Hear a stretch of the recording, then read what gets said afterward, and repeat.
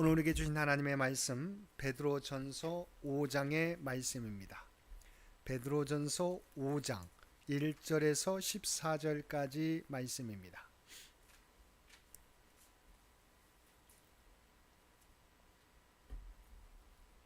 베드로전서 5장 1절에서 14절까지 말씀입니다. 우리 주신 말씀 한 절씩 교독합니다. 너희 중 장로들에게 권하노니 나는 함께 장로된 자요 그리스도의 고난의 증인이요 나타날 영광에 참여할 자니라.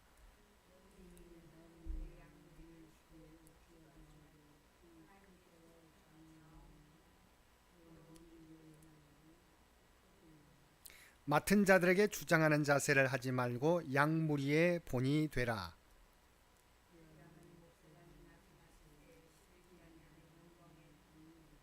젊은 자들아 이와 같이 장로들에게 순종하고 다 서로 겸손으로 허리를 동이라. 하나님은 교만한 자를 대적하시되 겸손한 자들에게는 은혜를 주시느니라.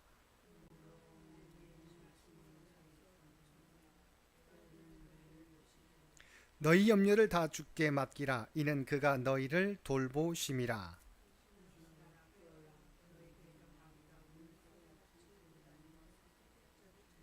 너희는 믿음을 굳건하게 하여 그를 대적하라. 이는 세상에 있는 너희 형제들도 동일한 고난을 당하는 줄을 알미라.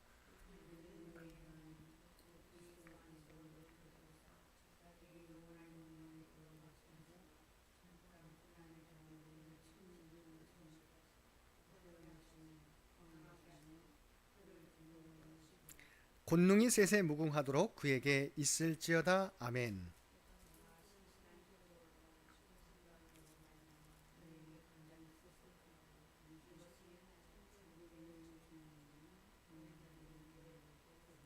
택하심을 함께 받은 바벨론에 있는 교회가 너희에게 문안하고 내 아들 마가도 그리하느니라. 너희는 사랑의 입맞춤으로 서로 문안하라. 그리스도 안에 있는 너희 모든 이에게 평강이 있을지어다. 아멘. 오늘도 말씀과 기도로 목요일 하루를 시작하는 모든 성도들 가운데 하나님의 놀라운 은혜가 언제나 함께하여 주시기를 주님의 이름으로 간절히 축원드립니다. 오늘 통독할 말씀은 베드로전서 4장과 5장의 말씀입니다. 그리고 오늘 살펴볼 말씀은 베드로전서 5장의 말씀입니다. 베드로전서 5장은 이 서신의 종결부에 해당하는 부분으로서 각 성도들을 향한 겸손과 인내의 권면을 보도하고 있습니다. 1절에서 6절까지 말씀에서는 장로들을 향한 목양자의 자세와 젊은 성도들을 향한 겸손의 권면을 보도하고 있습니다. 먼저 2절을 보면 너희 중에 있는 하나님의 양무리를 치되라고 하였습니다. 이는 베드로가 주님으로부터 사명을 받았을 때 기억에 근거하여 동일하게 목양의 사역에 대해 이야기한 것입니다. 그리고 이때 베드로는 자기에게 맡겨진 성도들은 자기의 양이 아니라 그리스도의 양이며 자기는 단지 목자장이신 그리스도를 따르는 목자에 불과하다는 것을 말하고 있습니다. 그리고 베드로는 이어지는 말씀에서 장로들을 향하여 목양자의 세 가지 자세를 권면하고 있습니다.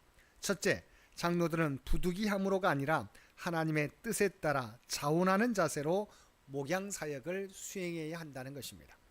두 번째는 장로들은 더러운 이익을 얻기 위해서가 아니라 맡기신 사역 자체에 대한 기쁨으로 목양 사역을 수행해야 된다는 것입니다. 그리고 세 번째는 장로들은 맡겨진 양 무리들에게 주장하는 자세로 할 것이 아니라 앞서서 본이 되는 자세로 목양 사역을 수행해야 한다는 것입니다. 베드로는 이렇게 목양자의 자세에 대해 언급한 후에 바르게 목양한 장로들은 장차 시들지 않은 영광의 면류관을 받게 될 것임을 말하여 장로들에게 사명의식을 고취시키고 있습니다. 그리고 이어지는 5절과 6절에서는 젊은 일반 성도들을 향한 겸손의 권면을 보도하고 있습니다.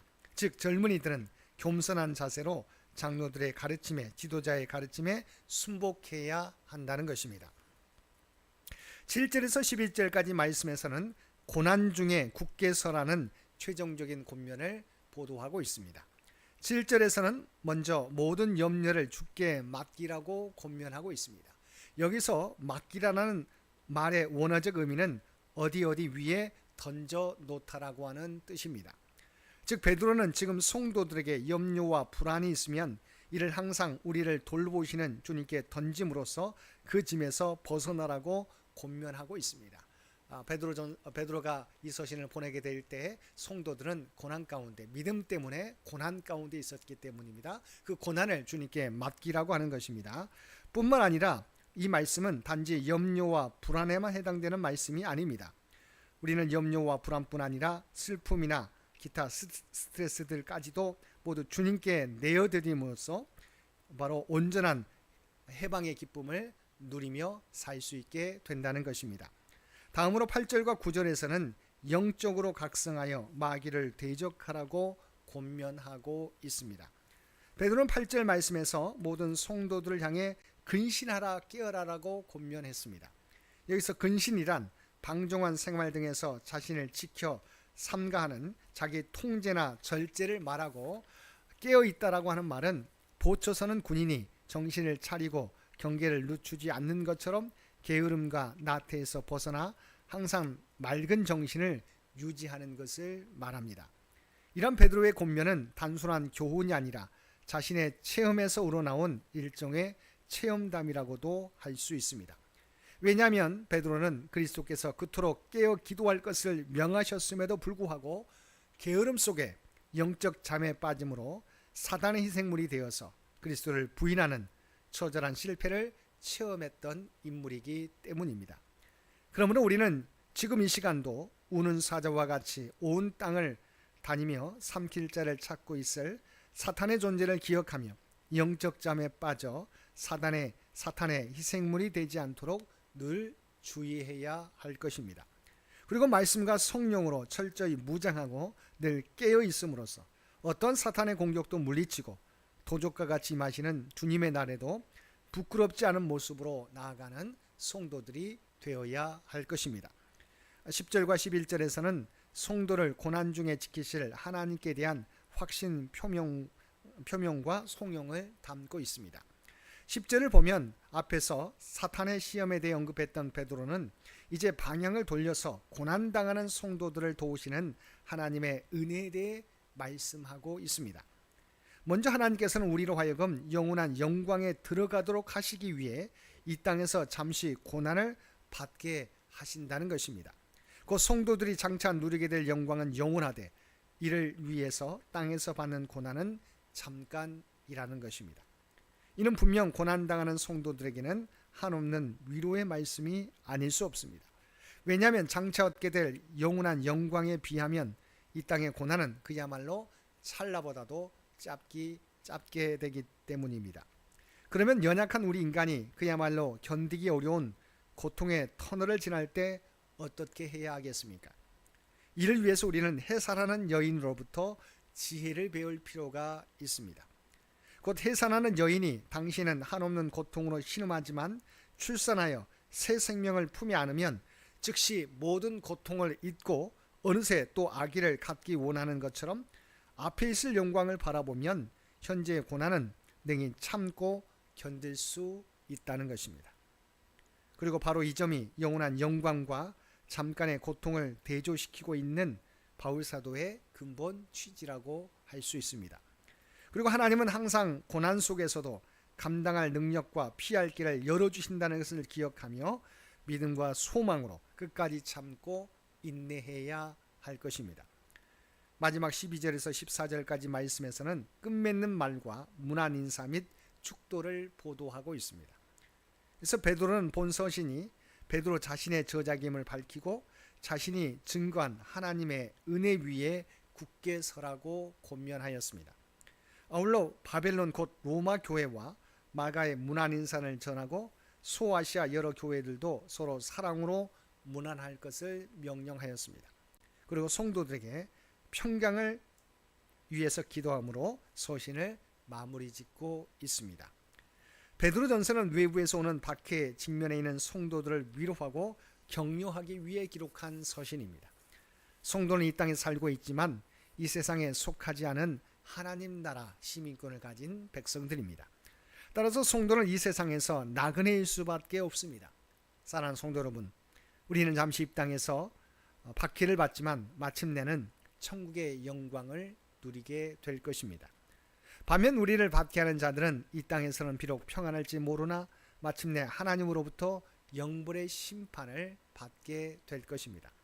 그러므로 우리는 믿음으로 인하여 고난 가운데 있을지라도 소망을 가지고 신앙생활하며 인내로 모든 고난을 이겨나가야 할 것입니다.